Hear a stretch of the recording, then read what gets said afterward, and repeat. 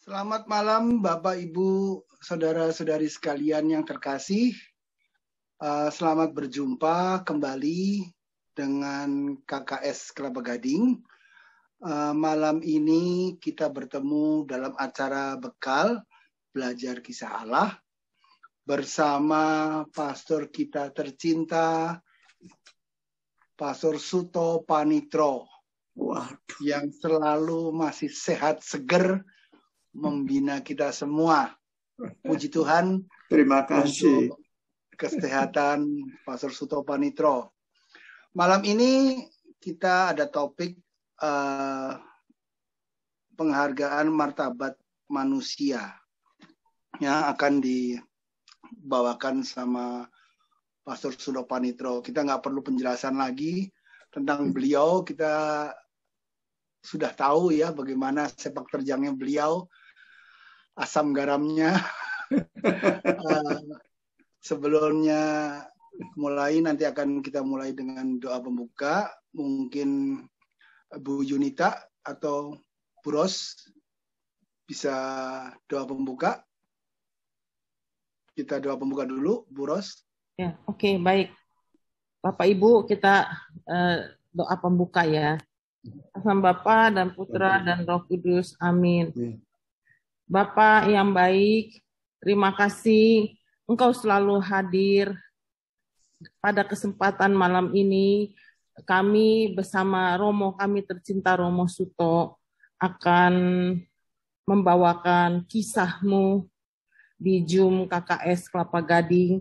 Kami percaya apa yang akan dibawakan oleh Romo kami tercinta ini adalah suara-Mu. Kami siap untuk mendengarkannya. Berilah hikmat kepada kami agar kami dapat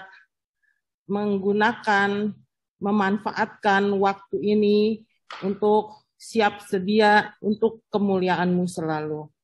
Berilah kami kesempatan untuk selalu dapat melayani-Mu, terutama di Zoom KKS Kelapa Gading ini, sehingga apa yang kami lakukan adalah hanya untuk kemuliaan-Mu. Kemuliaan kepada Bapa dan Putra dan Roh Kudus, seperti pada permulaan, sekarang selalu, dan sepanjang segala abad. Amin. Atas nama Bapa dan Putra dan Roh Kudus. Amin. Amin. Tanpa perlu kita membuang banyak waktu, dipersilahkan Romo kita tercinta, Romo Suto Panitro. Monggo. Terima kasih. Baik, untuk bicara mengenai menghargai atau menghormati martabat manusia ini, wah ini saya ternyata ya udah. Saya mengambil bacaan dari Yohanes 19 1 sampai 7. Mungkin ada yang bisa membacakan. Saya bacakan demo. Bacaan diambil dari Injil Yohanes bab 19 ayat 1 sampai 7. Lalu Pilatus mengambil Yesus dan menyuruh orang menyesah dia. Prajurit-prajurit menganyam sebuah mahkota duri dan menaruhnya di atas kepalanya. Mereka memakaikan dia jubah ungu dan sambil maju ke depan mereka berkata, "Salam, hai Raja orang Yahudi." Lalu mereka menampar mukanya. Pilatus keluar lagi dan berkata kepada mereka, "Lihatlah, aku membawa dia keluar kepada kamu, supaya kamu tahu bahwa aku tidak mendapati kesalahan apapun padanya." Lalu Yesus keluar, bermahkota duri dan berjubah ungu. Maka kata Pilatus kepada mereka, "Lihatlah manusia itu." Ketika imam-imam kepala dan penjaga-penjaga itu melihat dia, berteriaklah mereka, "Salibkan dia, salibkan dia, kata Pilatus kepada mereka. Ambil dia dan salibkan dia, sebab aku tidak mendapati kesalahan apapun padanya. Jawab orang-orang Yahudi itu kepadanya, kami mempunyai hukum, dan menurut hukum itu ia harus mati, sebab ia menganggap dirinya sebagai anak Allah. Demikianlah Injil hari ini. Terima kasih. Saya mau memulai dengan pada ayat 5 itu. Ya. Lihatlah manusia itu. Ya kan? Sebenarnya terjemahan ini salah. Ini saya harus diluruskan. Karena apa? Karena dalam bahasa Latin itu dituliskan begini, ecce, homo. Ya, kalau diterjemahkan lihatlah manusia itu, kalau saya balik penerjemahan ini saya bahasa Latin kan, bukan ecce homo, tapi ecce hominem tanpa koma. Ya, maka sebenarnya harusnya diterjemahkan dengan lihatlah, itulah manusia. Atau ya, itulah yang disebut manusia. Kalau saya sedikit mau menambahkan kalimat lain, jika orang ya, mau hidup sebagai manusia, harusnya seperti dia. Nah ini ya. Jadi saya mengambil ini. Mengapa sebenarnya Pilatus itu dipakai oleh Tuhan untuk mewahyukan siapa Yesus. Dia adalah sang manusia. Dia adalah gambaran Allah yang sempurna. Manusia itu kan juga gambaran Allah. Gambar Allah. Karena apapun yang dilakukan oleh Kristus, apapun yang dikatakan, apapun yang dilakukan, itu menggambarkan, menunjukkan bahwa dia Allah. Maka dia adalah manusia, sebagai manusia adalah manusia yang sempurna. Dialah idola daripada manusia. Nah, idola manusia itu seperti apa? Seperti Kristus itu. Tapi di sini tampaknya seperti berbeda dengan apa yang kita gambarkan. Manusia yang idola itu seperti apa?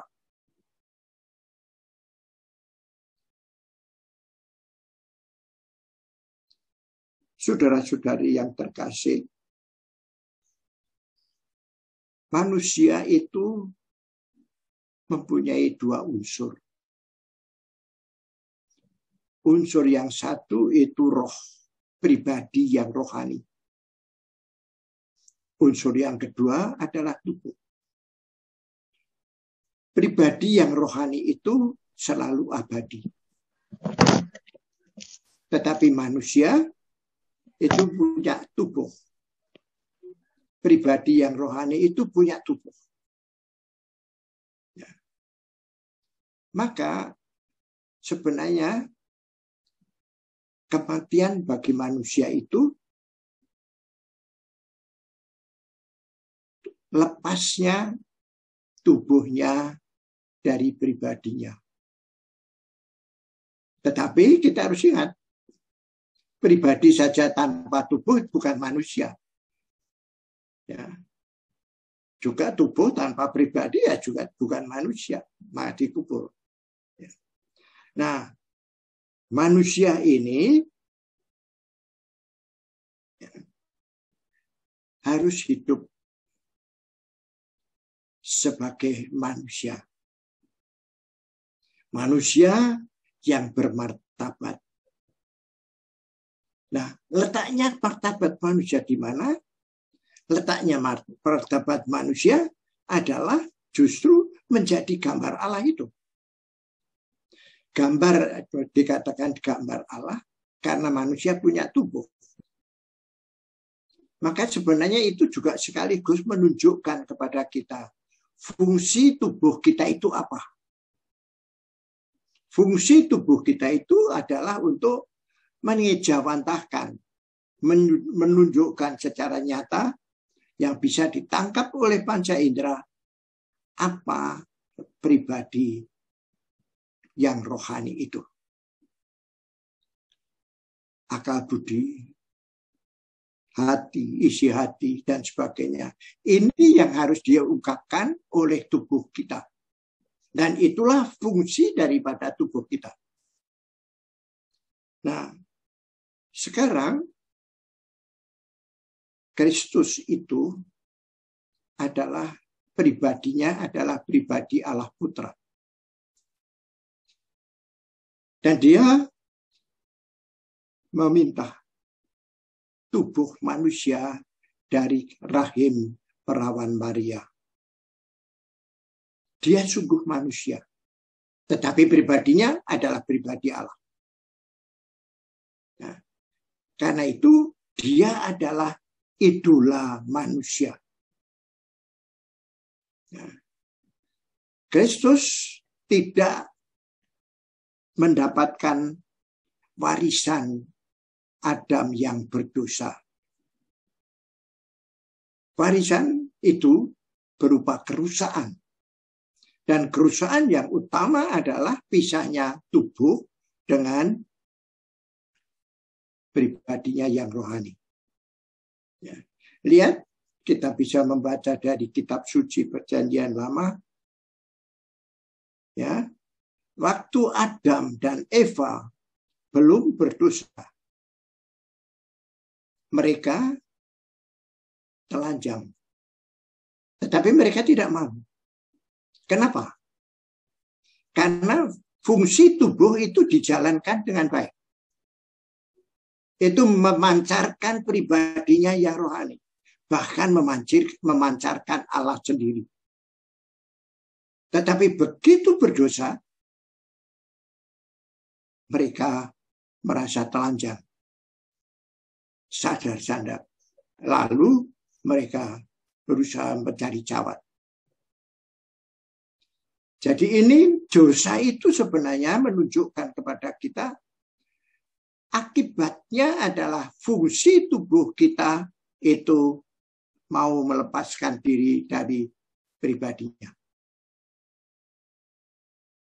Nah, oleh karena itu martabat manusia itu justru terletak ditentukan oleh pribadinya yang diungkapkan oleh tubuhnya.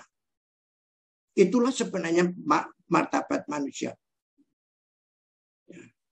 Nah, inilah yang sekarang kita harus menghormati, harus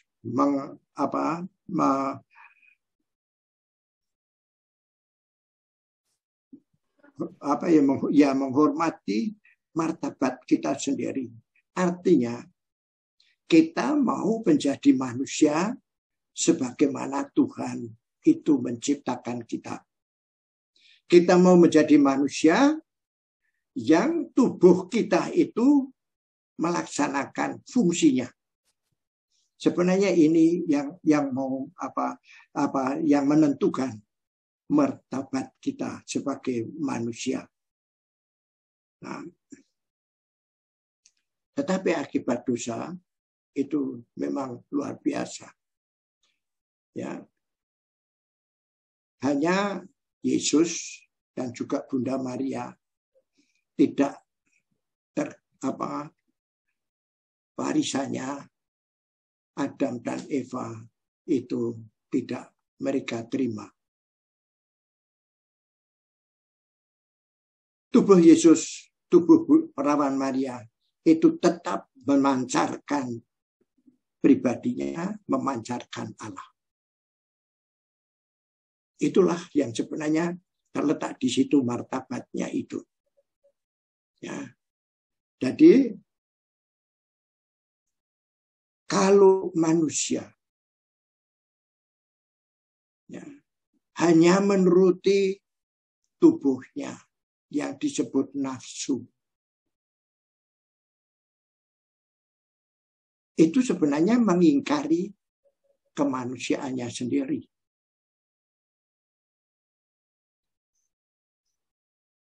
Nafsu pun harus mengungkapkan apa yang rohani. Dan apa yang dilakukan tubuh, itu harus mengungkapkan yang rohani. Yang tidak bisa ditangkap oleh panca indera manusia. Ya. Maka saudara-saudari yang terkasih, akibat dosa ini sebenarnya harus kita sungguh-sungguh sadari. Dan ini sebenarnya sungguh-sungguh merusak martabat manusia. Itu persis di situ. Ya. Karena seperti tadi saya katakan, kematian bagi manusia itu bukan hilangnya hidup. Bahkan hidup abadi pun masih dimiliki oleh pribadi kita. Kematian bagi manusia adalah pisahnya antara tubuh dengan pribadinya.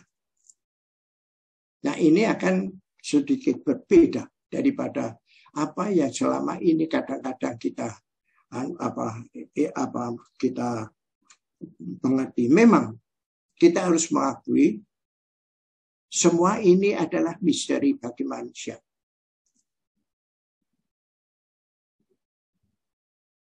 Siapa manusia mau mati? Tidak ada. Karena pribadinya itu abadi. Maka semua manusia itu mau hidup terus. Sadar atau tidak sadar. Tetapi mau hidup terus. Nah, inilah yang sebenarnya ada pada diri kita. Nah, sekarang dalam hal ini, kalau akibat dosa itu seperti itu, mengapa Allah mewahyukan Kristus melalui Pontius Pilatus dengan mengatakan, lihatlah itu sang manusia atau manusia sejati.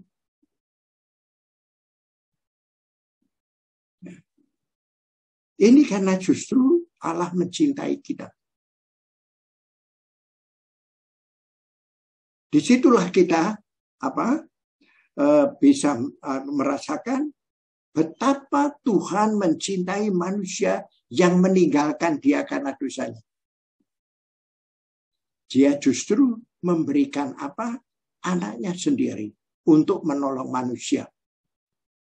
Maka di sini satu sisi bagi manusia adalah cinta kasih. Itu menjadi sesuatu yang sangat penting.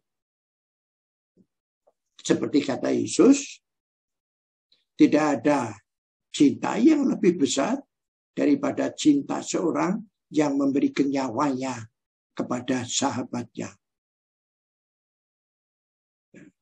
Nah, di sini banyak orang mengartikan cinta kasih itu seolah-olah nafsunya itulah cinta kasih. Ya, padahal cinta kasih itu memberi. Seperti kata-kata Yesus, memberikan dirinya. Kalau nafsu itu mau menguasai, mau memiliki. Nah, ini bedanya. Nah, oleh karena itu, pengertian cinta kasih kalau kita mau menghormati martabat manusia, itu menjadi sangat penting. Karena apa? Karena yang menentukan martabat manusia adalah pribadinya yang punya tubuh itu. Jadi ini kita harus pegang itu, ya. Kalau mau memahami benar martabat kita. Jadi saya kira kita tidak boleh melupakan cinta kasih itu. Dorongan pribadi itu adalah cinta kasih, memberi. Maka manusia juga didorong untuk memahami dirinya, mengerti hidup. Lalu dia mau mencintai. Artinya dia mau menyerahkan kepada dirinya sendiri. Inilah aku. Dan dia mau menyerahkan kepada hidup itu. Itulah mencintai. Ya. Maka kalau ada orang yang tidak memahami dirinya sendiri, tetapi bilang mencintai dirinya sendiri, cintanya itu cinta buta. Kayak apapun dia merasa terus membela diri, saya mencintai diri kita. Padahal itu buta. Nah, ini yang juga harus kita perhatikan, ya. Nah, ini yang awal ya, yang saya sampaikan kepada Anda. Lalu kenapa Yesus yang dipakai main-main oleh serdadunya Pontius Pilatus, ya, dikatakan itulah sang manusia? Coba, waktu Pontius Pilatus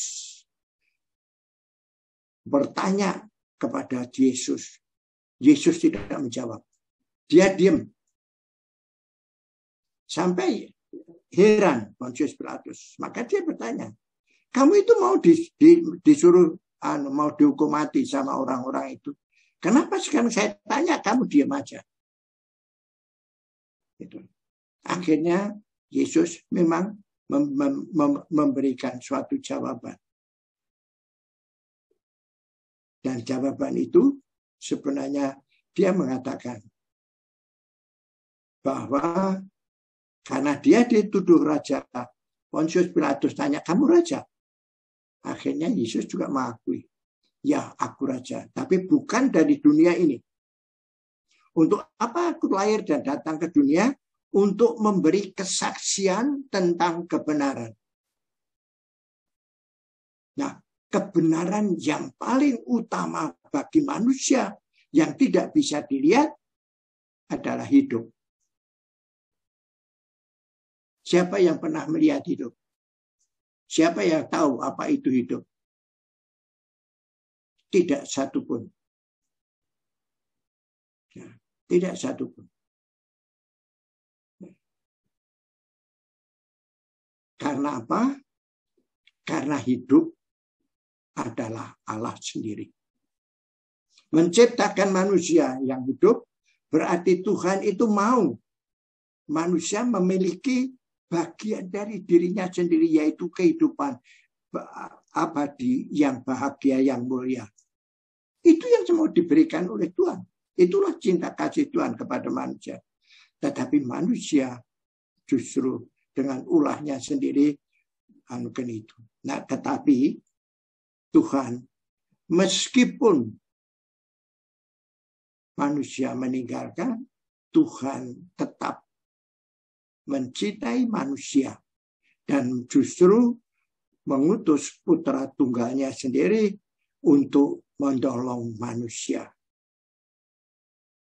Maka itulah yang dikatakan di dalam Wahyu itu, dialah manusia itu.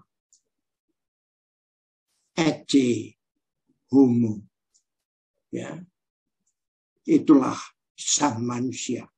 Ya.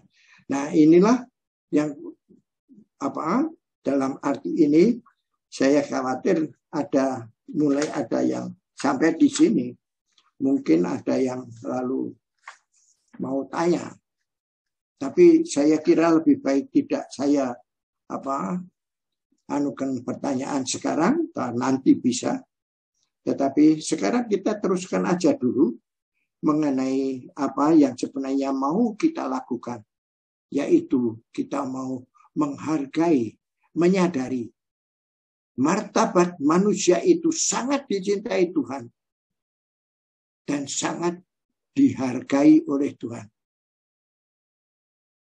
Mengapa kita sendiri, manusia sendiri, justru kurang menghargainya? Nah, saya kira ini kita sekarang coba kita lihat ke sana ya. Pada waktu itu sebenarnya banyak orang Yahudi, kenapa mereka itu yang menjadi bangsa terpilih, tetapi harusnya, dan memang mereka juga mengatakan dan sekiranya memang benar, dia itu mengharapkan Mesias, Juru Selamat. Tetapi waktu Juru Selamat datang, kenapa? Justru mereka tidak melihat waktu lahir dengan bintang Tuhan memberikan tanda itu. Orang Yahudi sendiri tidak melihat. Yang melihat justru orang-orang lain, bangsa lain. Nah, ini tentu disebabkan karena manusia atau orang-orang Yahudi itu sudah merasa hidupnya itu membanggakan karena dipilih oleh Tuhan. Nah, tetapi kebanggaan itu lalu justru dimanfaatkan oleh setan sendiri untuk supaya dia justru menolak yang mereka harapkan, yaitu Kristus. Ya. Tuhan itu luar biasa, cara mau menolong manusia. Bahwa manusia itu mau hidup, tetapi mau tidak mau akan mati. Itu persoalan atau bukan? Sebenarnya bagi manusia itu persoalan yang paling mendasar. Nah, padahal bagi manusia setiap persoalan sekecil apapun itu harus diselesaikan dan diatasi. Nah, mengatasi persoalan yang paling dasar ini manusia tidak mungkin. Karena dia butuh diampuni dosanya. Dan mau tebus hidupnya dengan apa? Manusia tidak berkuasa atas hidup. Maka tidak bisa manusia itu. Oleh karena itu, cara Allah menebus manusia ialah Allah Putra menjadi manusia. Dan untuk apa Allah menjadi manusia? Sebenarnya untuk dibunuh oleh manusia sebagai korban. Dan itu demi dan untuk hidup manusia. Inilah manusia yang dikehendaki oleh Tuhan. Maka bagi kita orang Katolik, martirium itu menjadi tanda khas orang yang mengimani Kristus, orang Katolik. Salib itu tanda saya orang Katolik. Artinya bukan hanya saya memakai salib ini seperti ini, bukan hanya itu. Tapi saya harus mau menerima akibat dosa itu karena itulah dosa saya. Saya yang harus bertanggung jawab. Nah, kalau begitu, ini sudah mulai kita menghargai martabat kita sendiri. Karena dengan begitu, saya mengakui bahwa martabat kita itu sungguh dihargai oleh Tuhan. Sampai Tuhan itu mengorbankan putranya sendiri. Itulah ya bagaimana Tuhan itu mengatur semuanya itu. Mengapa Yesus diam waktu dihadiri?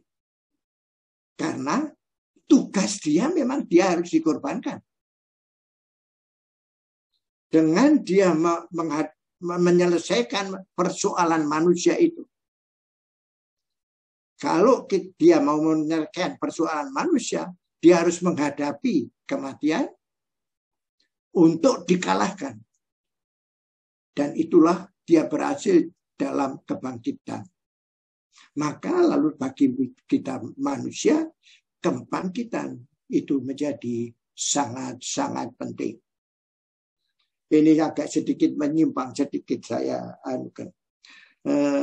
Tadi saya juga dapat tamu ya, anaknya Pak Andi yang dulu juga dari paroki sini, tapi lalu sudah pindah jauh di sana. Pak Andi itu dipanggil Tuhan Sabtu yang lalu.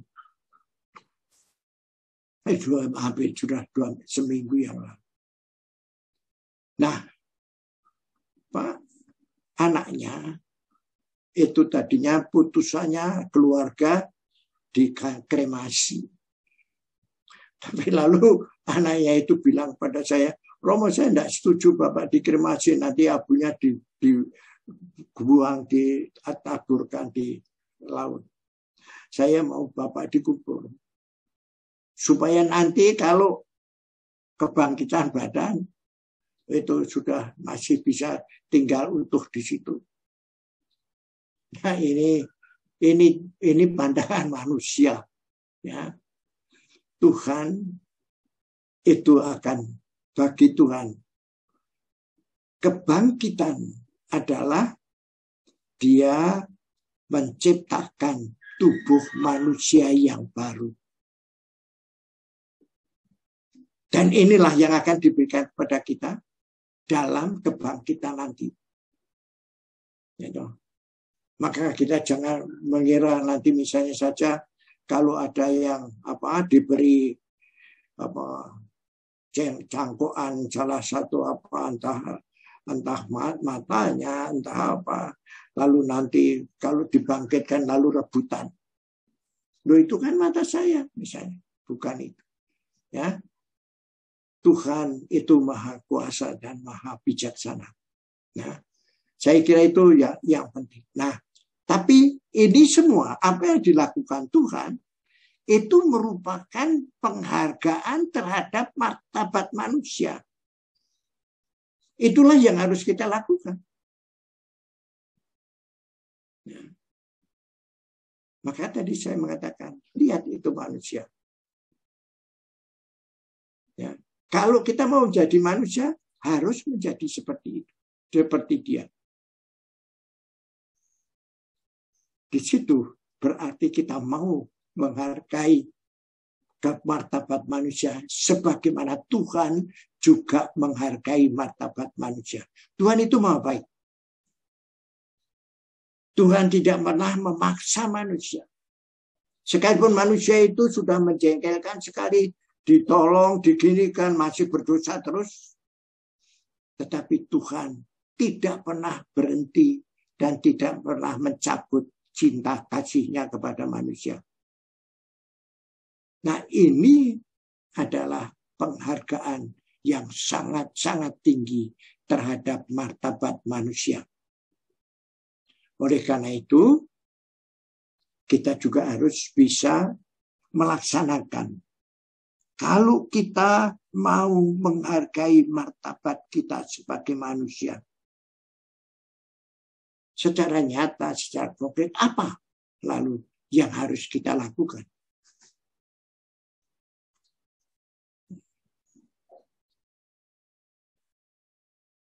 Ada, saya menyarankan 5 hal. Yang pertama, yang itu sangat penting menurut saya, supaya tidak keliru, pengertian cinta kasih kita harus diluruskan.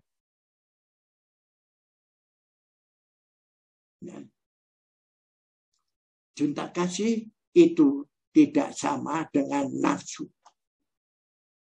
Cinta kasih itu mau memberi, tetapi nafsu itu mau menguasai, mau mencari, mau memiliki, karena itu menyenangkan, memuaskan, ya, memberi kenikmatan dan sebagainya. Nah ini maka tanda cinta kasih itu harus diluruskan.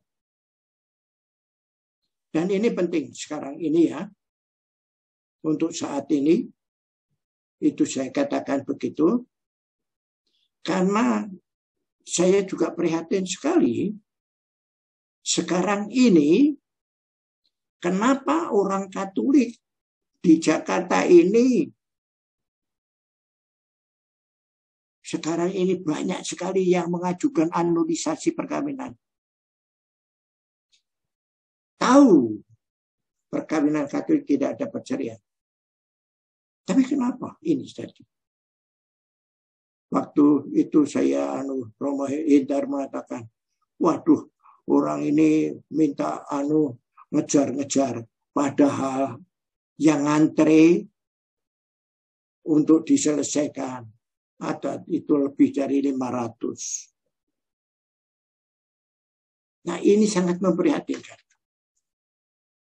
Pada esensi manusia, identitas manusia, ya, karena dia pribadi cinta kasih itu harus sungguh-sungguh hidup.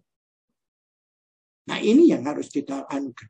Nah kalau ini hidup, ini berarti sudah dasar mencintai, menghormati martabat kita, itu sebenarnya sudah kita mulai dari situ, dari dasarnya.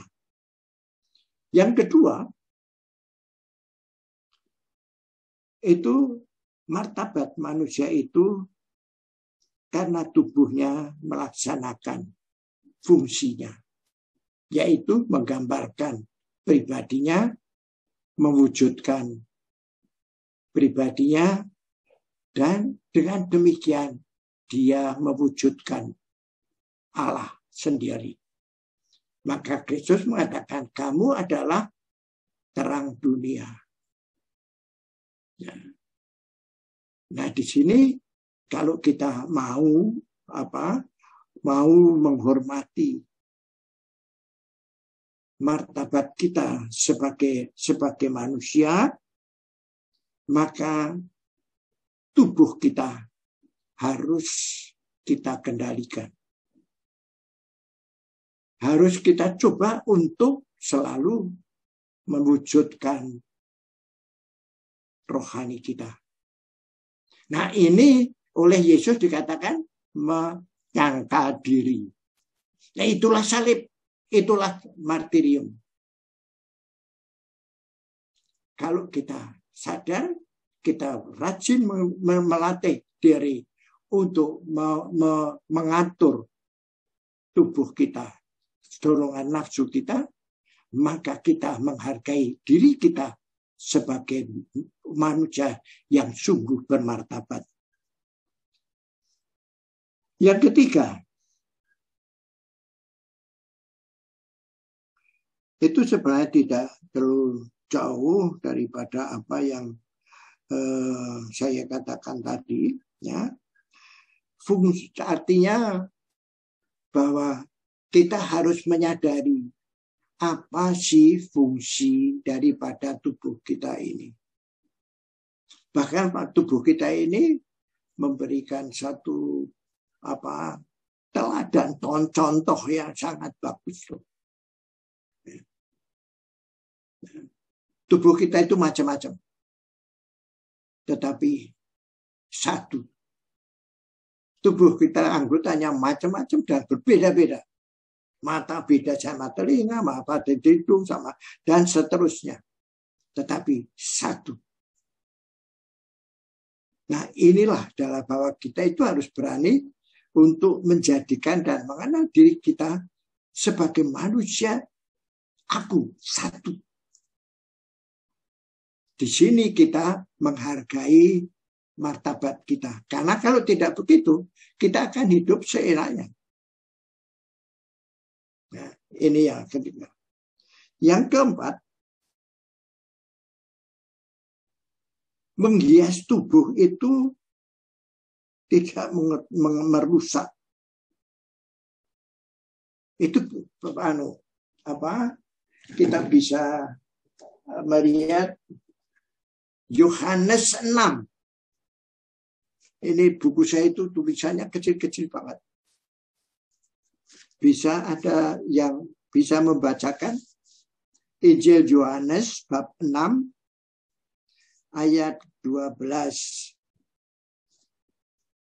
dan beberapa ayat tadi sampai ayat 12 13.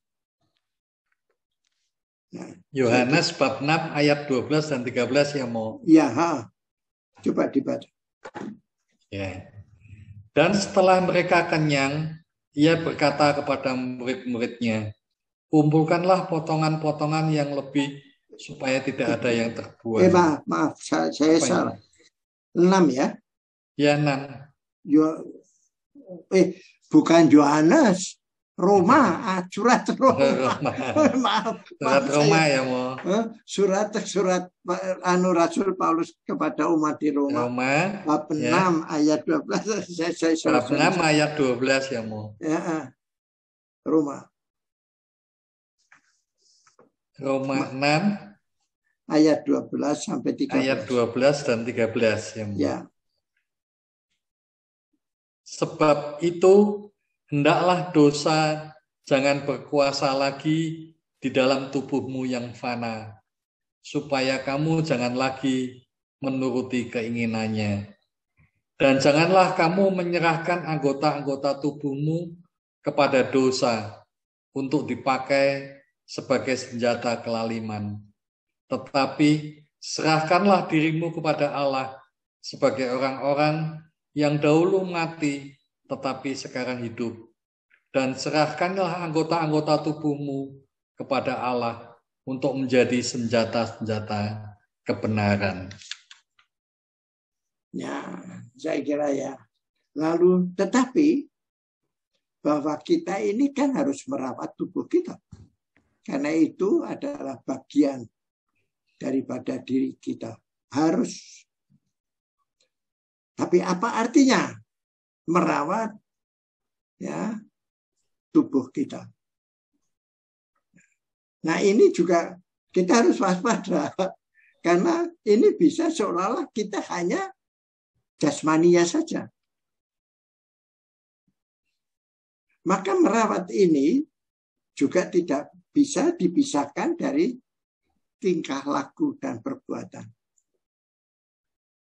Karena martabat manusia bukan ditentukan bahwa rupanya cantik atau cakep dan sebagainya. Bukan itu. Tetapi inilah gambaran manusia yang benar.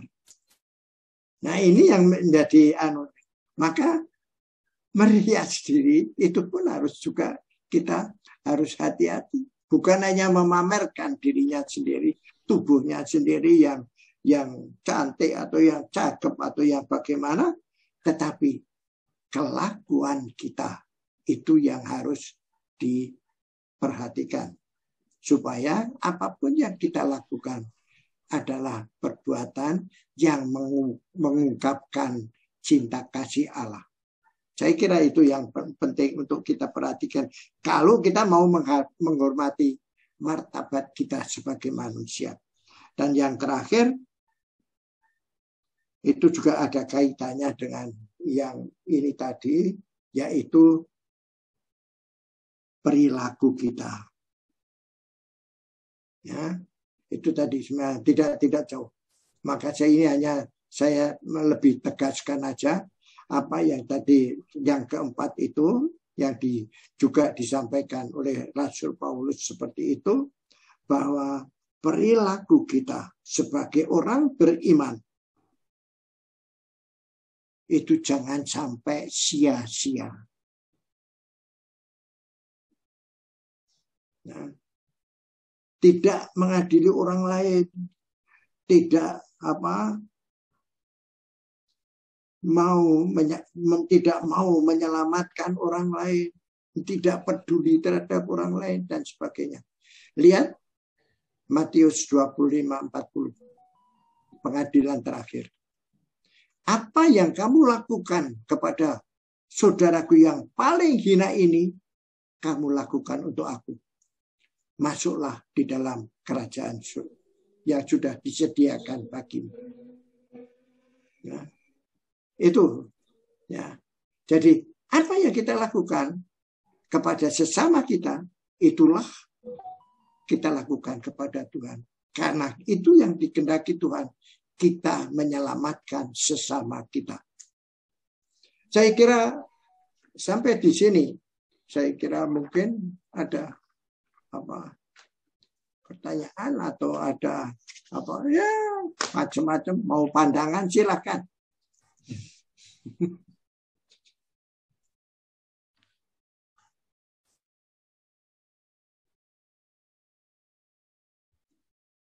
Coba ya direnungkan sebentar. Nanti kalau mungkin mau ada yang ingin lebih dijelaskan. Coba kalau saya bisa, saya akan menjelaskan.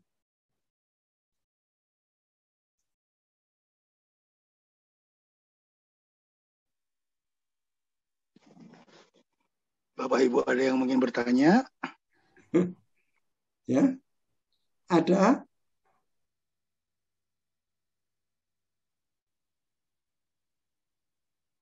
Kak Heri ini mungkin.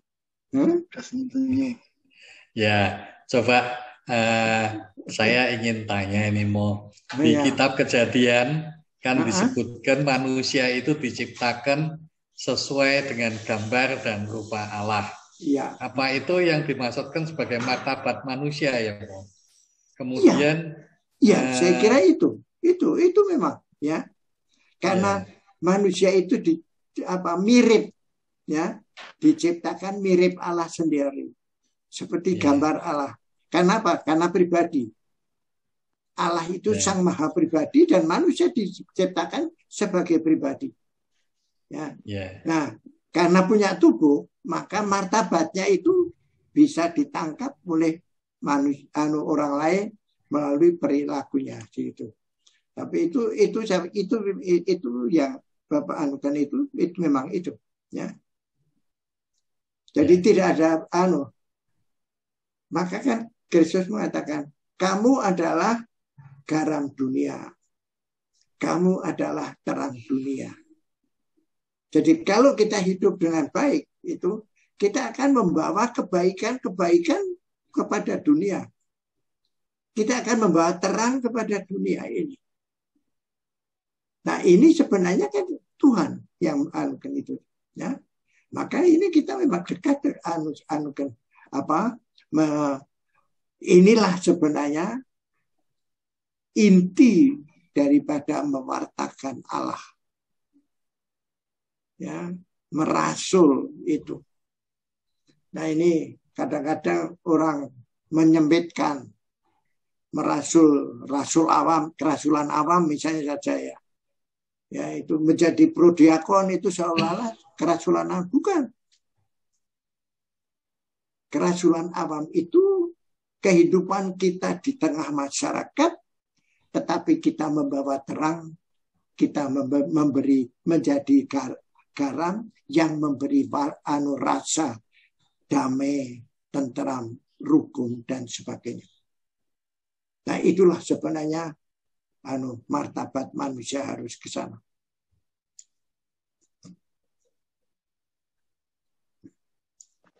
Mungkin masih ada yang lain?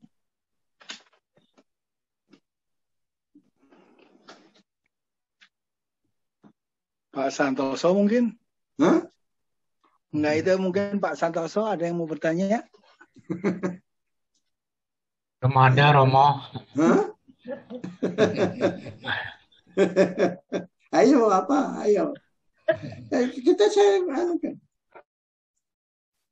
Ya, Romo, itu mengenai tadi martabat manusia, itu mestinya sangat berkaitan dengan kehendak bebas manusia ya, Mo. sangat ditentukan oleh itu ya, Mo. Oh ya, tetapi kita harus ingat kebebasan manusia itu terbatas. Manusia hanya bebas sebagai manusia. Ya. Ya. Manusia berarti manusia hanya bebas kalau dia disiplin sebagai manusia.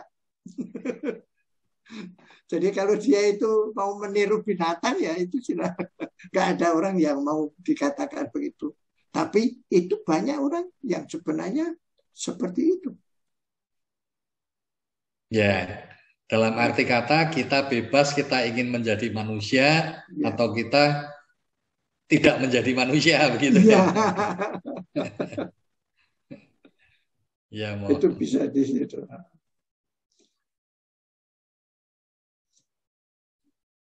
Jadi misalnya saja orang yang tidak mau menjadi manusia dan melakukan sesuatu yang tidak manusiawi itu sebenarnya perbuatan yang tidak bebas. Ya. Ya, sebenarnya bukan tidak perbuatan, maka kan sembunyi-sembunyi. Mencuri itu sembunyi-sembunyi. Hanya sekarang aja sebenarnya korupsi itu juga kan, tapi sekarang ini korupsi itu terang-terangan.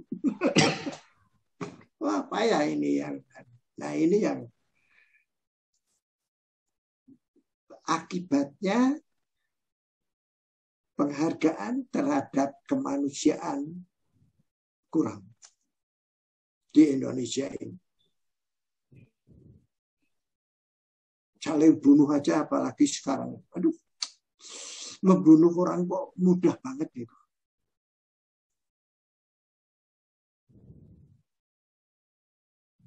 Padahal manusia itu tidak punya kuasa apa-apa terhadap kematian, hidup. Maka tidak membunuh itu tidak bisa. Juga negara sebenarnya tidak punya hak, tidak punya kuasa untuk menghukum mati sebenarnya. Itu menurut pandangan Katolik.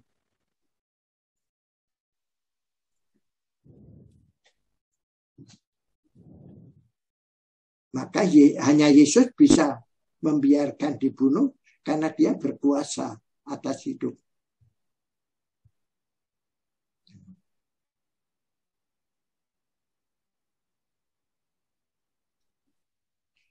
Berarti begini Mo ya, martabat manusia itu lebih bisa ditunjukkan dengan hubungan antar manusia ya Mo. Ya.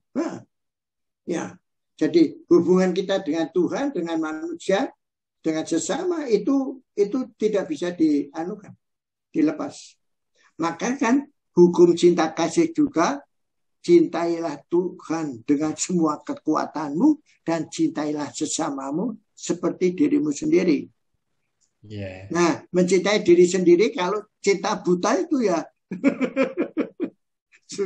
itu juga keliru lagi nanti. Ya, tadi kan saya singgung itu ya. Nah, tidak mengenal dirinya sendiri tapi mencintai diri sendiri, nah, itu juga. Dan bukan cinta semacam itu yang sebagai manusia, tapi yang sungguh-sungguh tahu cintanya kepada diri sendiri itu seperti kepada orang lain.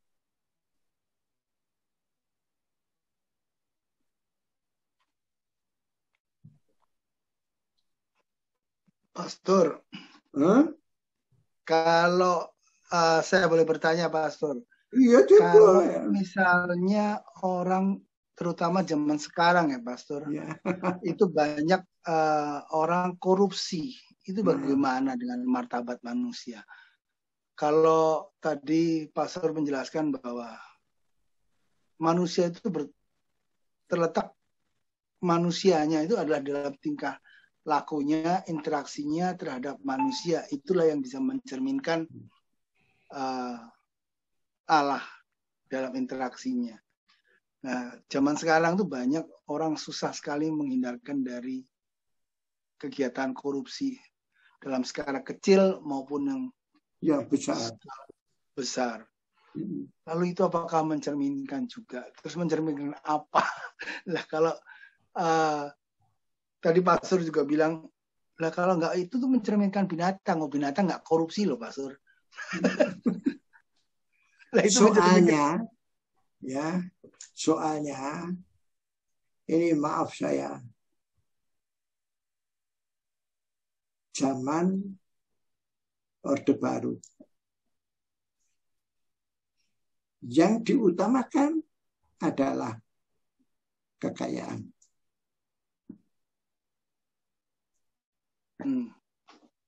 Coba renungkan itu. Gitu. Kekayaan. Maka semua orang itu mencari kekayaan. Dengan cara apapun. Maka padahal Tuhan mengatakan, kamu tidak mungkin bisa mengabdi Allah sekaligus juga mengabdi kekayaan.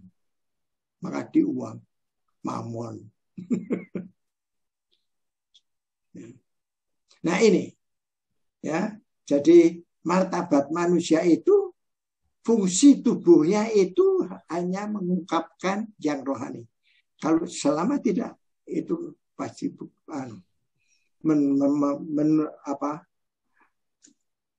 menurunkan nilai martabatnya sendiri.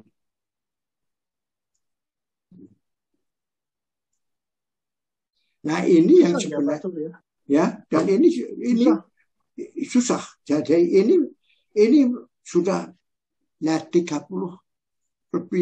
tahun, 50 lebih. Apalagi ya, zaman sekarang kebiasaan untuk itu sudah mengakar di dalam diri masyarakat kita. Saya itu waktu itu saya juga bodoh. Ya. Waktu yayasan saya kan mengurus mengenai soal lalu loh kok begitu kan, apa masih ada sogok menyogok. Saya diketawain sama pengurus, Romo sekarang masih banyak itu. Jadi kalau kita mengajukan sesuatu kepada pemerintah misalnya ke DKI, tiap meja itu harus diperhatikan, diikuti, lalu ditinggalin amplop. Kalau nggak begitu nggak jalan. Mampus aku ini. Ya gimana nggak rusak? Dan itu menjadi kebiasaan. Nah, sekarang mau diberantas, tapi sulit. Sistemik. Mau bertanya, izin bertanya. Ya, silakan. Izin bertanya. Silakan Pak. Silakan. Pak Yesus pernah, ya. Tuhan Yesus pernah bersabda bahwa lebih mudah seekor unta masuk lubang jarum daripada seorang kaya masuk ke dalam kerajaan surga.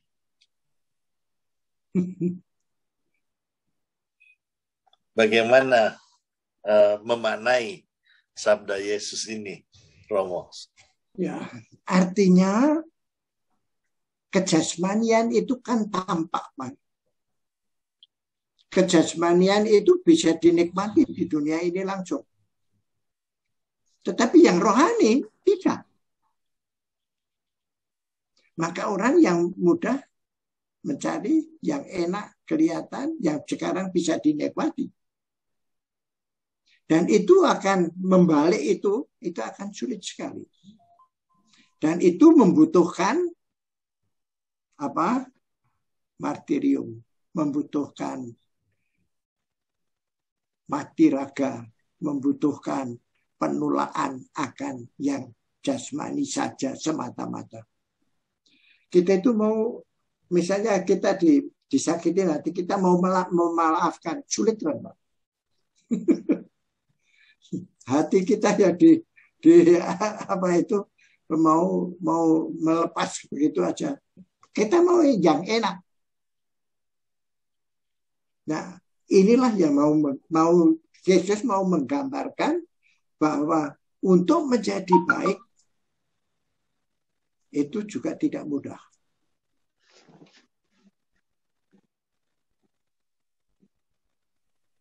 Memang itu para rasul kan juga reaksi kan.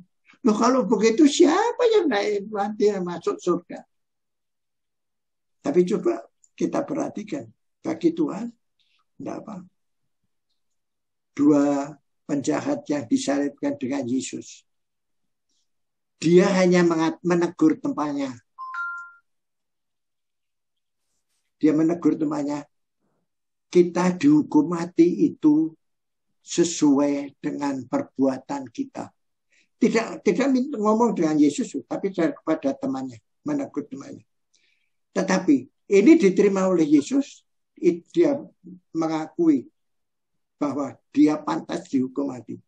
Maka kata reaksi Yesus, hari ini juga kamu masuk ke Fedot bersama aku. Itu kan kontras, Pak.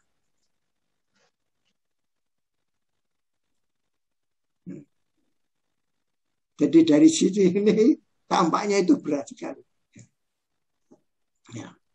Itu mau menggambarkan itu.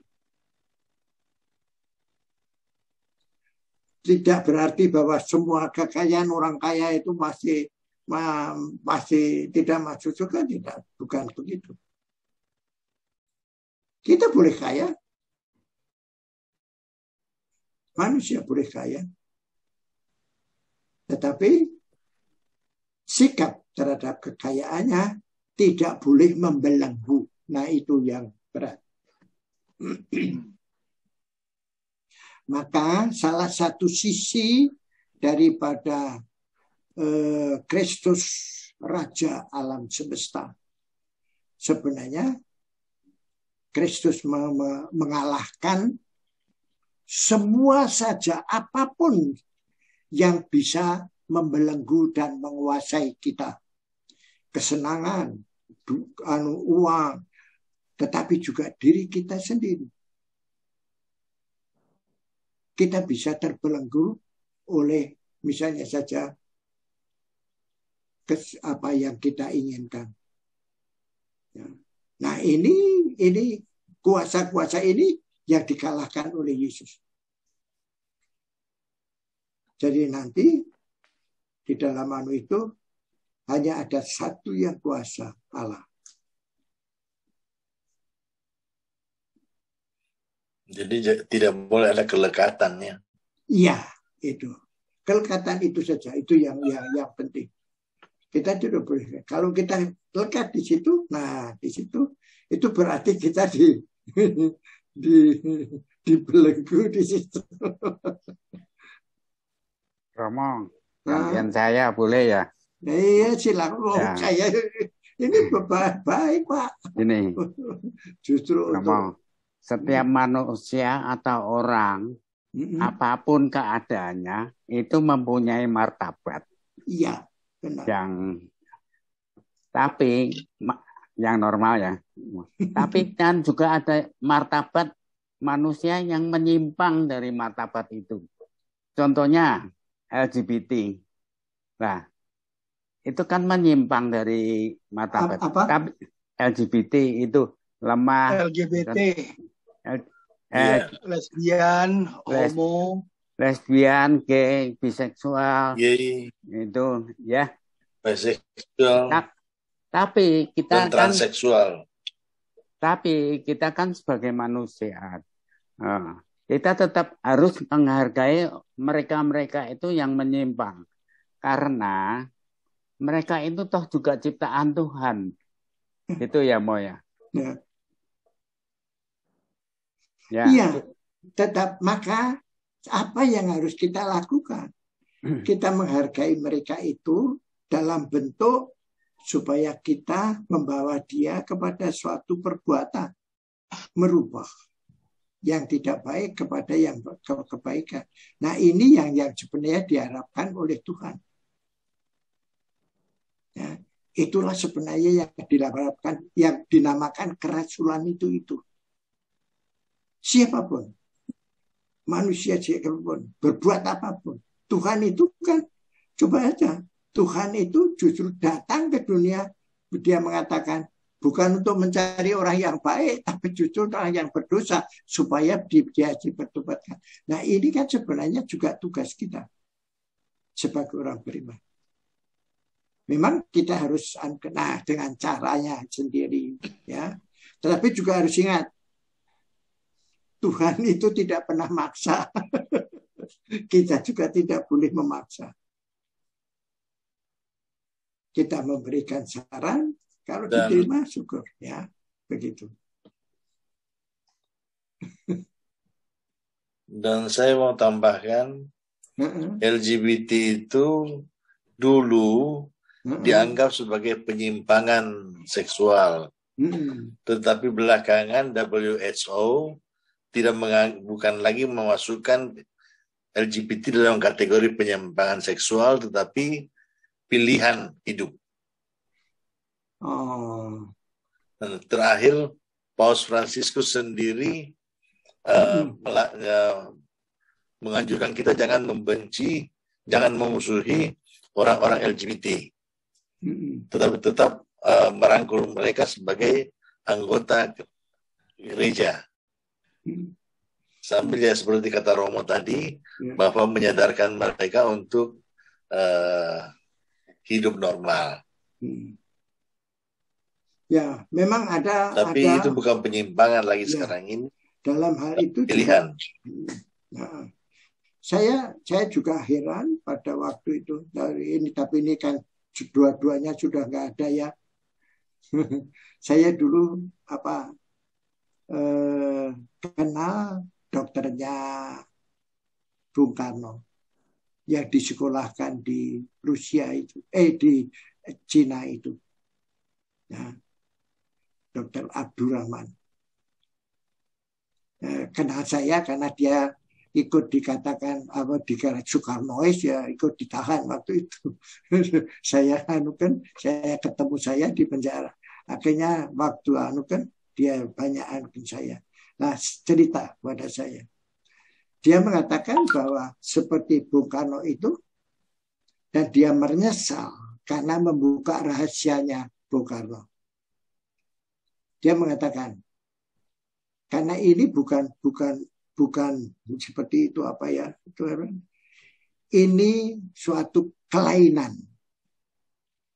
Dia mengatakan waktu itu, kalau kamu Bung Karno itu kamu sisihkan, tidak bisa mengadakan hubungan seks dengan wanita selama paling 1 minggu, dia akan meninggal. Dan itu terjadi, maka dia menyesal.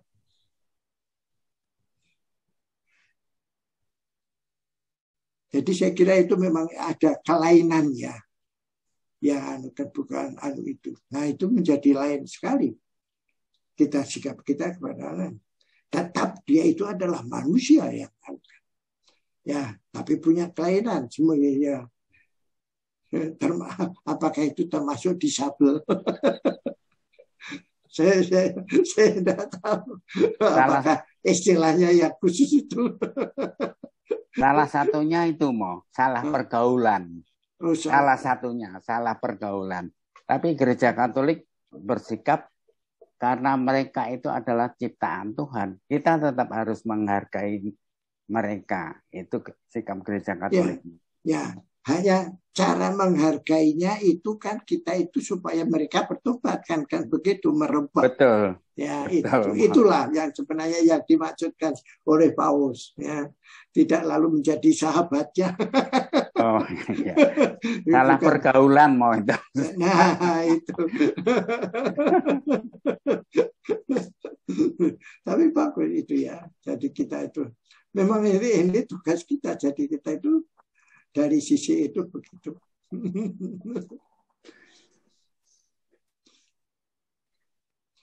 Jadi sebenarnya banyak sekali sisi-sisi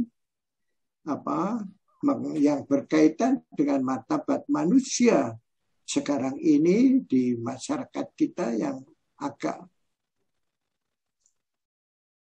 tertinggal. Misalnya saja peduli terhadap sesama. Itu kurang sekali di sini. Banyak orang yang tidak peduli. Ya, meskipun hanya dengan membuang sampah seenaknya, akhirnya kan itu kan kepedulian terhadap sesama juga. Hal-hal yang semacam ini kurang sekali.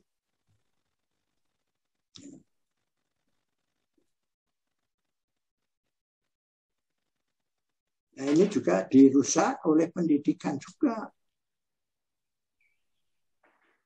Yang sampai sekarang, saya itu sampai gimana ya?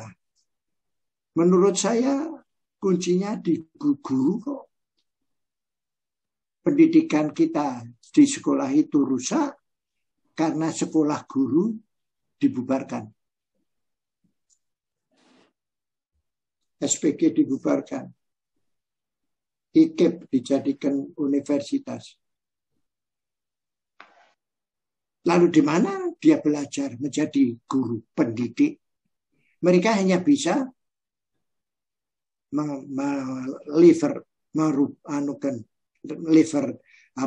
pengetahuan. Pintar-pintar itu mengenai meliver pengetahuan. Tetapi mendidik itu mereka nggak tahu, nggak bisa. Karena mendidik itu membawa dia mengenal dirinya, mengenal hidup.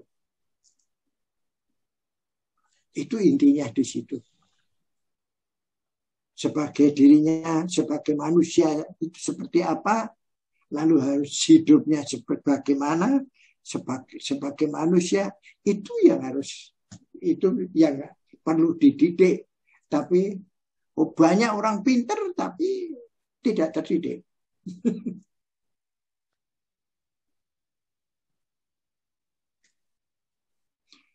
Baik. Romo, apa yang gereja atau kita harus lakukan agar manusia itu bisa bermartabat, Mo? Ya, kan itu kita perlu action, Mo.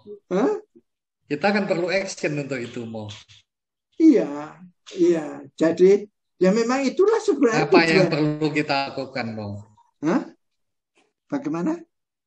Yang perlu kita lakukan apa? Ya itu tadi yang saya katakan tadi. Bahwa kita itu harus, kalau istilahnya Rasul Paulus ya, carilah dulu kerajaan surga. Itu yang diutamakan. Dengan cara hidup di sini. Itu tidak berarti, saya nggak boleh bisnis, nggak boleh begini, enggak. Boleh. Tetapi dalam hal itu juga kita harus mendahulukan kerajaan surga. Ya toh? Itu sebenarnya. Ringkasnya, saya membantu Roma menjawab soal maaf. Sesuai pengajaran Roma, kita hidup dalam cinta, jangan hidup dalam nafsu. Sesuai ajaran Roma tadi, kita hidup dalam cinta, jangan hidup dalam nafsu. Ya. Itu jawaban untuk teman tadi itu. Ya. Bagaimana untuk martabat?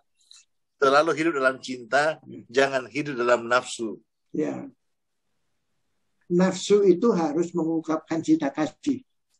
Maka tadi saya mengatakan cinta kasihnya harus lurus. Ya.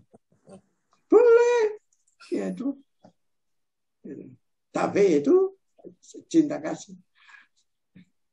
Maka kalau ada yang orang mau menikah pertama kali itu saya katakan, kenapa kamu menikah dengan itu? Jawabnya sudah cocok, sudah begini. Jadi kamu nggak mencintai ya? Oh iya dong. Lah kenapa tidak jawab begitu saudara itu? Ya, harus itu dasar. Hanya pengertian cinta kasih di sini itu ya tercampur dengan nafsu itu. Jadi bukan nafsu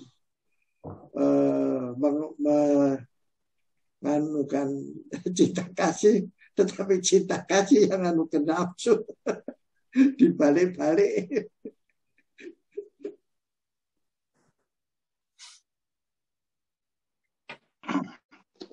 Ya, orang sering kali keliru dengan cinta eros ya, Pastor. Iya, iya, kan ada tingkat-tingkatan itu.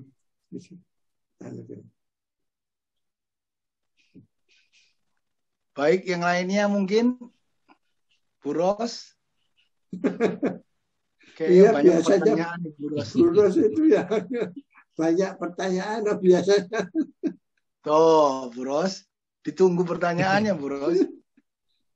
Iya, Romo, masalah martabat ya, Romo ya. Kadangkala, Romo, Tuhan memakai martabat yang buruk untuk dipakai Tuhan ya, Romo. Seperti contoh apa? Coba contohnya. Contoh ya, Hitler. Hitler itu perilakunya, saya baca bukunya, perilakunya sangat luar biasa loh Romo, tapi dia dengan karyawan, stafnya juga menyapa, sangat lembut. Tapi dia sadis begitu, gimana Romo?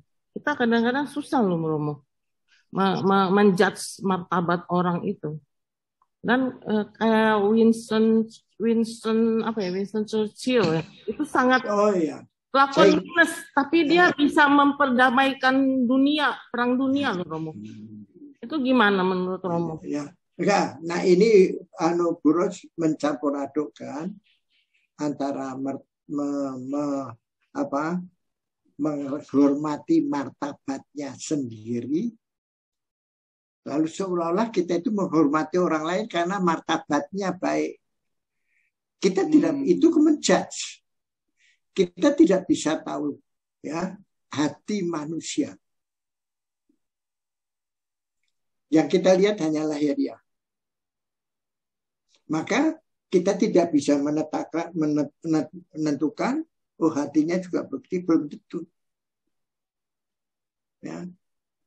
Orang misalnya saja keras, belum tentu karena sebenarnya dia itu hanya orang keras, tapi mau sedikit menekankan untuk supaya orang lain menjadi lebih baik. Kita tidak tahu hatinya. Ya. Tetapi inilah yang sebenarnya kadang-kadang kita ini melihat perbuatan itu kan yang kelihatan aja. Tapi orang menipu loh, Bu. Kelihatannya begini, tetapi hatinya lain. Seperti misalnya saja saya ambil satu ya, itu orang misalnya kelihatan sangat murah hati, banyak menolong, tetapi sebenarnya dalam hati supaya dia dihormati orang. Nah ini di sini ada dua sisi yang berbeda. Artinya bahwa dia dalam menolong orang, dalam baik kepada orang, itu tidak tulus. Tetapi untuk dirinya sendiri. Nah, disitulah sebenarnya menjadi keliru. Maka Yesus mengatakan, kalau kamu mau menjadi besar, jadilah seperti anak kecil yang tulus, yang polos. Bukan Romo, poin saya bukan di situ Romo. Poin saya ini, kadang Tuhan pakai sesuatu yang buruk itu untuk kepentingan seseorang gitu. Misalnya kita ketemu orang yang menyebalkan gitu ya. Kadang mungkin Tuhan pakai dia untuk memproses kita gitu Romo. Maksud saya gitu. Itu. Orang itu sebenarnya menjebalkan, tapi kok dipakai oleh Tuhan untuk sebenarnya mengingatkan kita gitu. Ya, kadang kayak seperti saya bilang, orang yang buruk kelakuan bisa dipakai Tuhan mendamaikan perang gitu, gimana Romo? Coba. Kan? Jadi poin saya, kita ketemu orang, kita nggak bisa judge orang. Ini orang menyebalkan, kok bikin saya pusing. Ternyata mungkin dia dipakai Tuhan untuk diri kita, memproses kita gitu. Bisa nggak gitu, Romo? Bikin bingung ya, Bu Ros? Bikin bingung ya, Romo bingung. Begini, Bu. Saya kira itu tidak jauh berbeda dengan yang saya katakan. Karena kita mengatakan dia perbuatannya buruk, belum tentu kita tidak tahu hatinya. Nah, ini dicampur adukkan dengan bahwa dia itu ternyata bisa berbuat sesuatu yang luar biasa, yang baik. Justru Tuhan itu bijaksana, lebih bijaksana. Karena Tuhan tahu isi hati kita sepenuh-penuhnya. Ya, kita yang tidak bisa melihat itu. Kita yang kita bisa lihat hanya yang tampak. Maka yang tampak itu tanda dari yang ada yang di dalam hati. Tapi kadang-kadang dipakai untuk nipu. Nah, ini yang sebenarnya Tuhan itu mengingatkan kepada kita, ketulusan itu yang untuk kita adalah yang paling utama, untuk supaya kita sendiri menghargai martabat kita.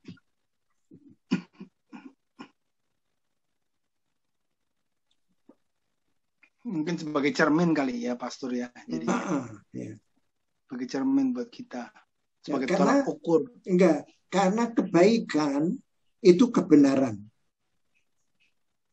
Ya, kebenaran itu rohani.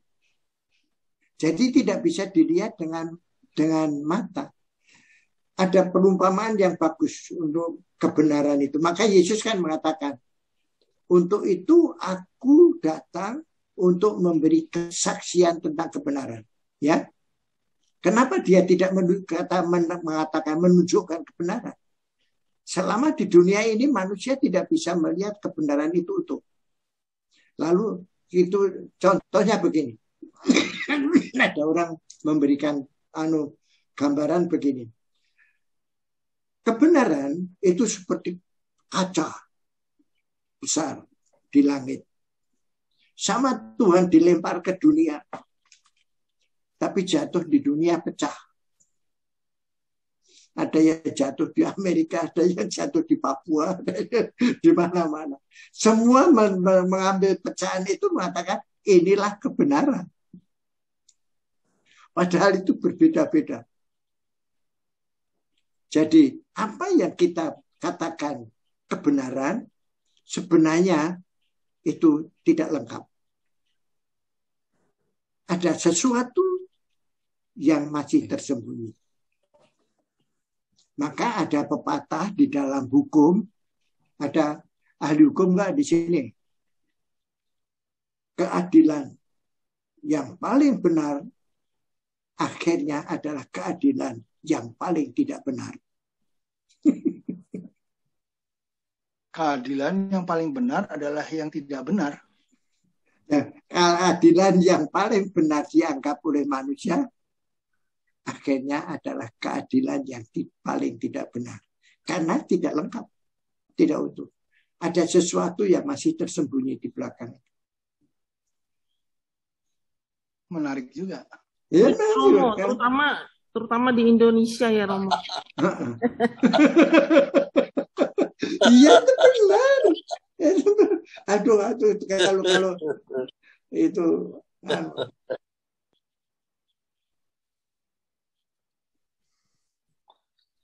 ya, karena yang ditahan oleh KPK ada daripada semua agama. Ya, orang-orang yang ditahan oleh KPK itu dari berbagai agama semua ada.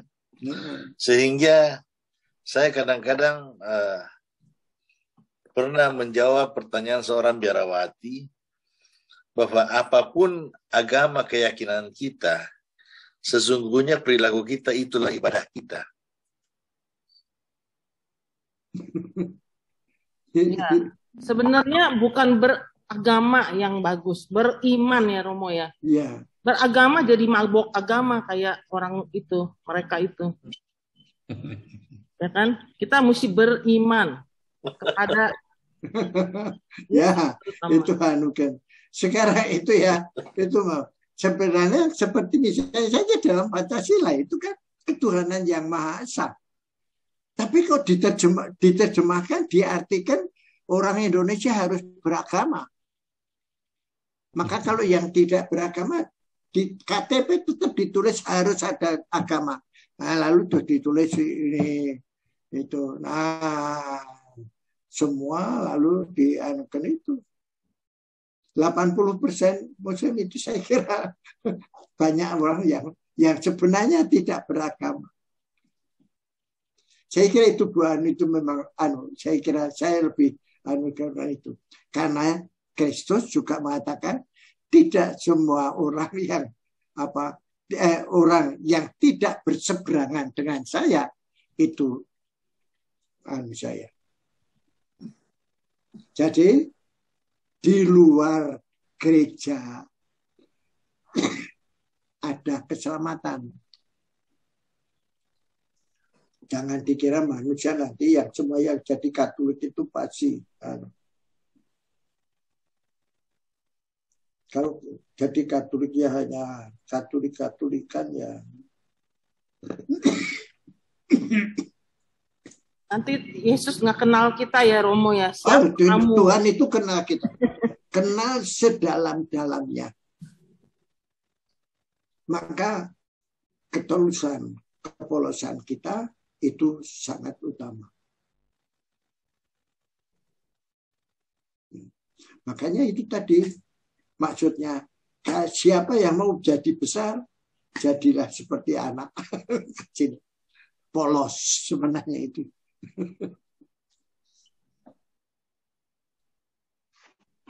Pastor, saya mau tanya.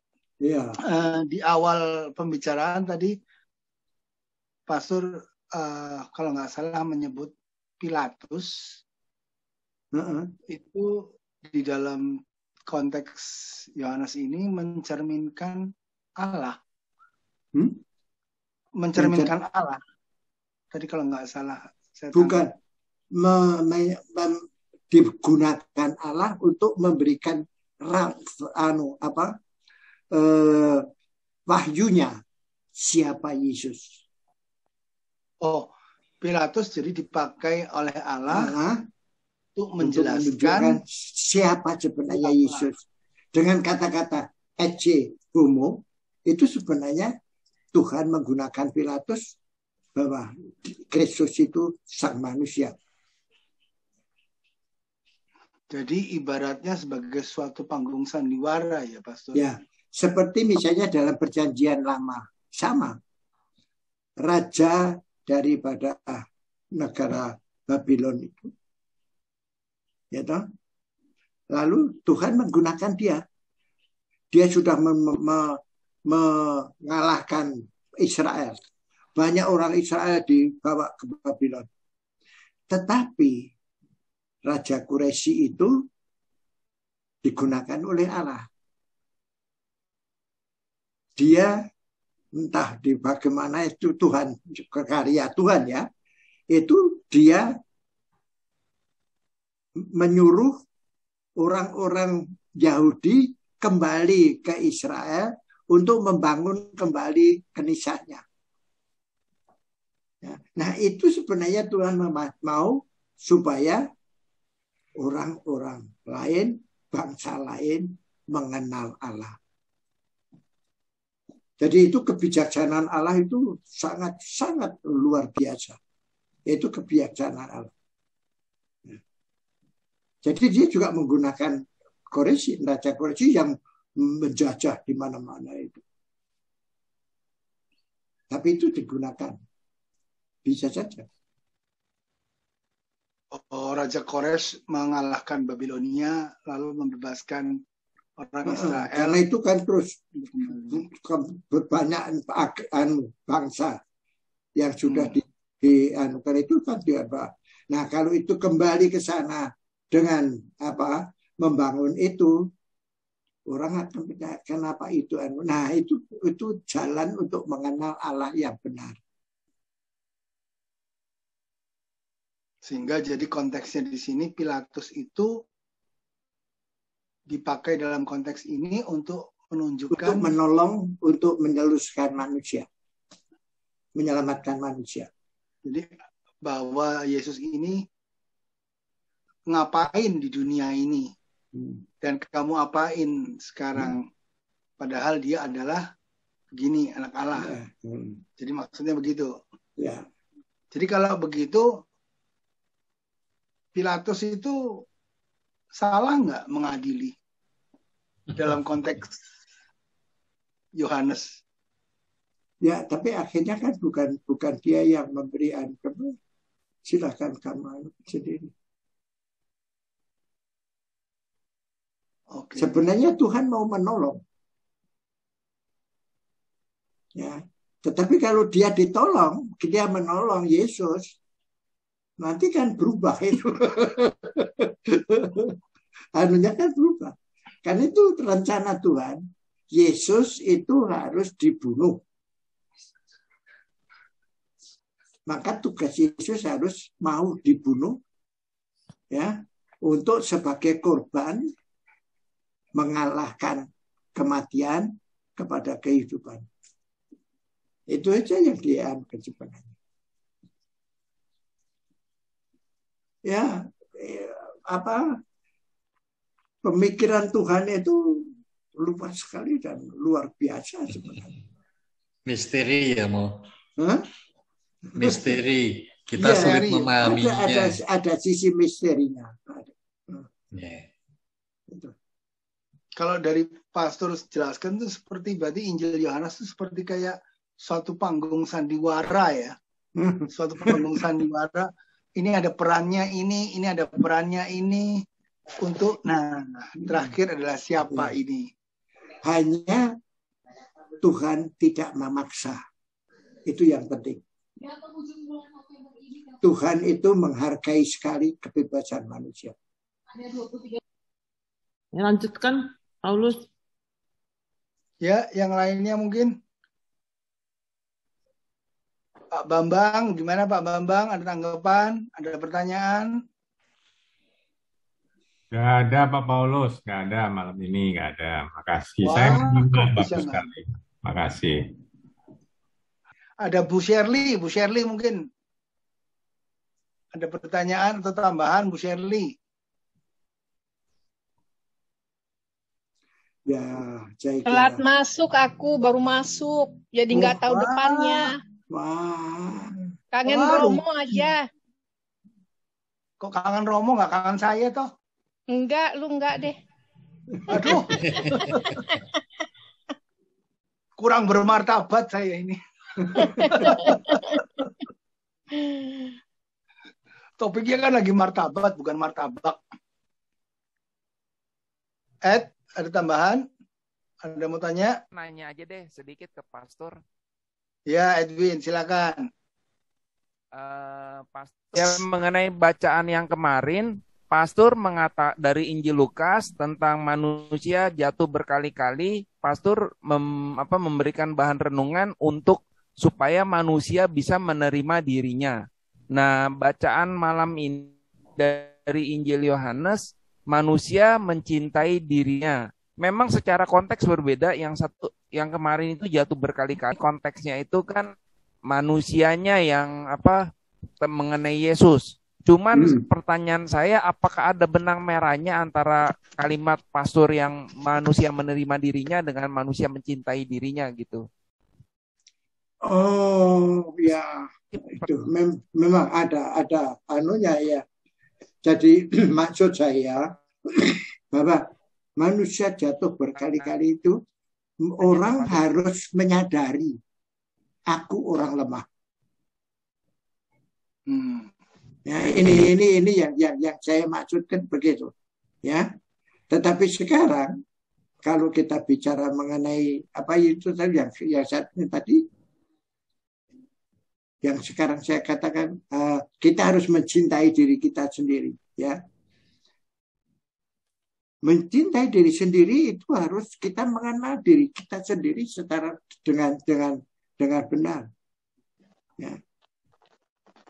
Ini tidak bertentangan dengan bahwa kita mengakui bahwa kita ada kesalahan. Ya.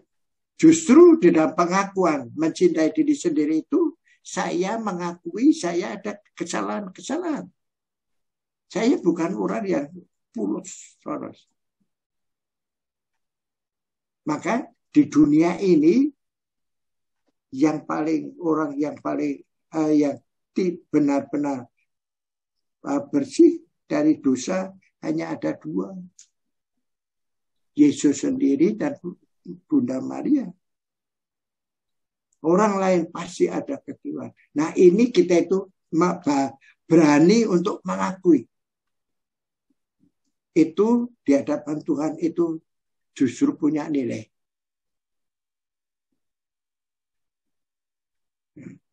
Jujur terhadap diri sendiri. Jujur sama diri sendiri. Itu sebenarnya yang saya maksudkan. Nah, itu bagus itu pertanyaan itu. Baik. Terima kasih, Pastor. Sudah jelas ya? Jelas, Pastor ya. Ya, baik. Ada benang merahnya.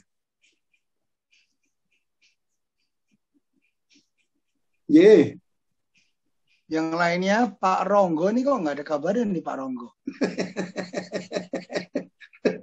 Jangan dioyak-oyak. Maaf, saya lagi di tol, jadi saya ada di tol, jadi suaranya lagi jalan. Di jalan, ya. Mohon maaf. Ya. Terima kasih. Bukan dioyak-oyak, Pastor, soalnya memang biasanya aktif.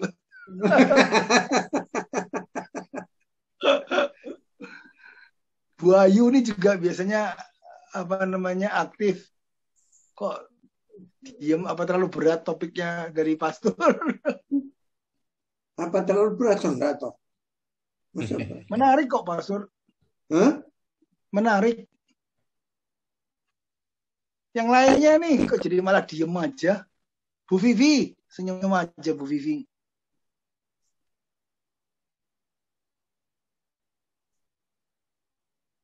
Bros, ada pertanyaan lagi. Bu Leni, Pak San, menunduk aja Pak San.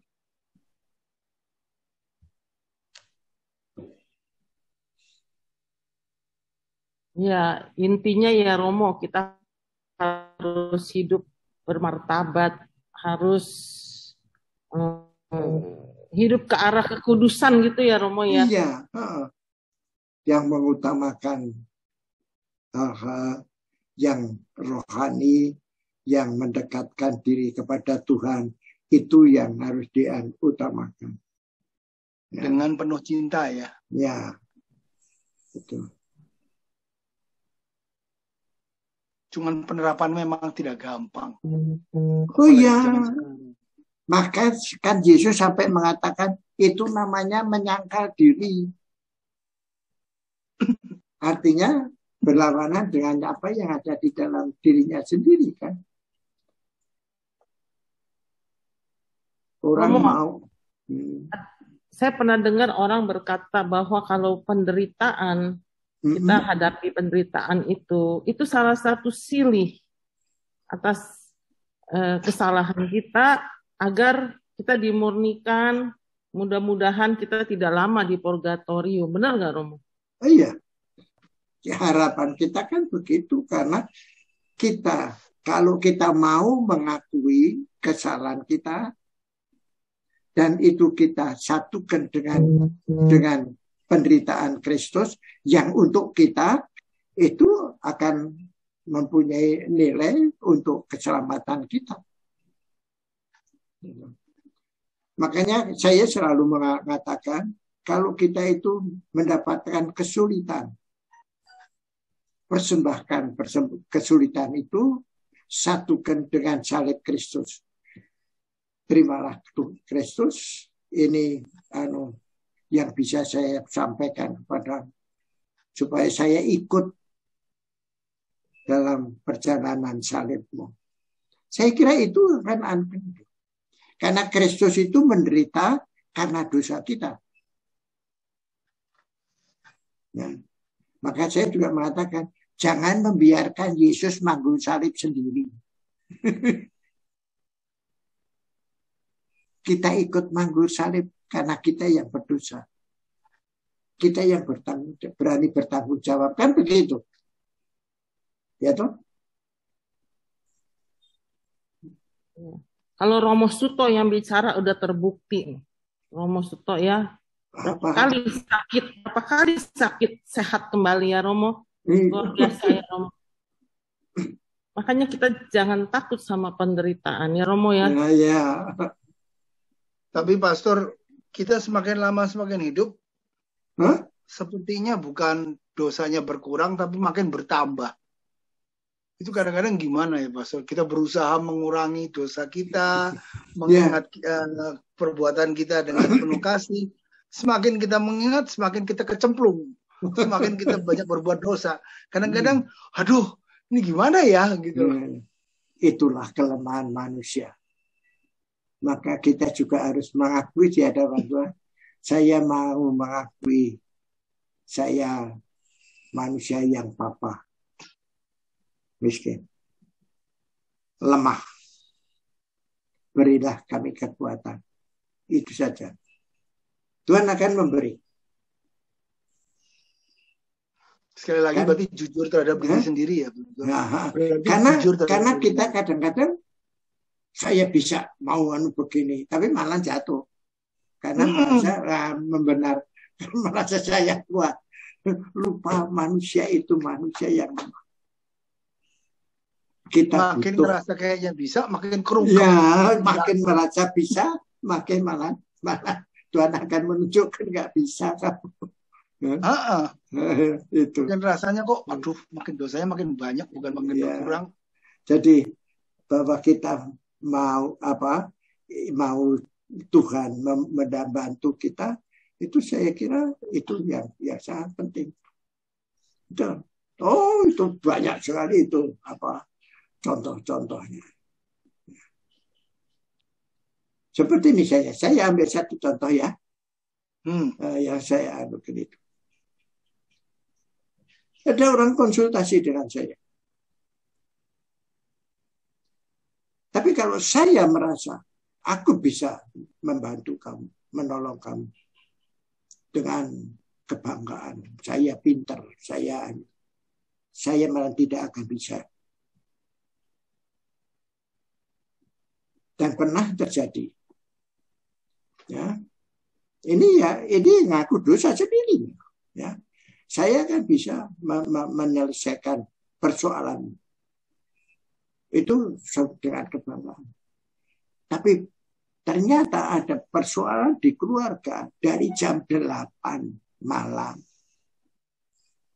sampai jam 2 malam tidak selesai. Akhirnya apa? Saya ingat aku tidak tahu semuanya.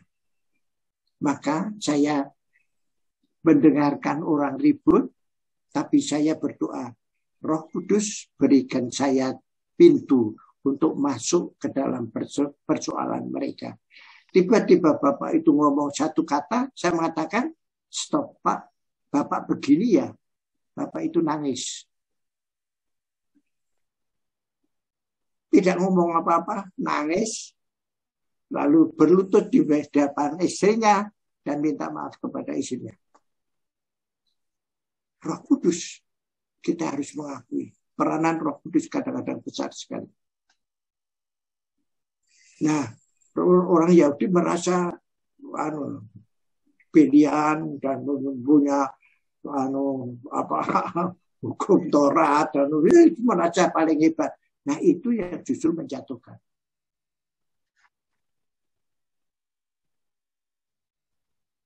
Makanya kata-kata Yesus selalu mengatakan,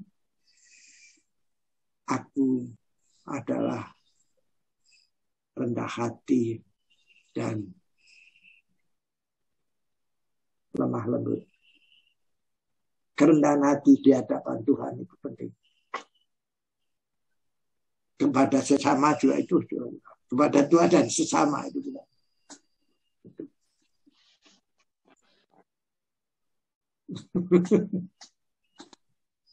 Menarik sekali.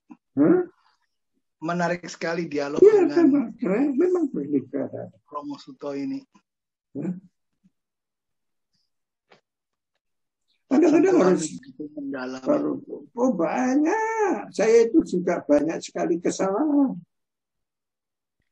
Itu banyak. Saya bukan orang hebat. Itu. Baik, yang lainnya masih ada. Kalau nggak ada, kita sudah mulai jam 9. Saya kira sudah jamnya juga udah jam 9. Terima kasih Romo, ayo kita tutup saja. Ya, saya kira ya. Sebelumnya kita mungkin foto bersama dulu. Ya. Saya minta maaf kalau kurang jelas atau kurang bisa difahami. Enak kok, Pastor. Sangat jelas, Romo. Bisa dapat meladenin kita berbagai pertanyaan begini, enak kok. Oke. Terima kasih kalau begitu.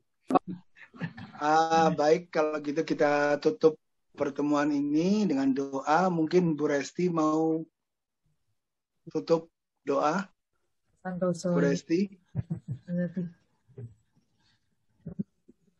Silakan Bu Resti. Ya, Santoso aja ya. Oke, ya, saya tutup dengan Santoso. Ya, mari teman-teman, kita tutup pertemuan kita malam ini. Kita akan disusul dengan berkat dari Romo Suto, Pak Santoso. Baik, ya. Dalam nama Bapa dan Putra dan Roh Kudus. Amin. Bapa yang baik, terima kasih atas penyertaan-Mu.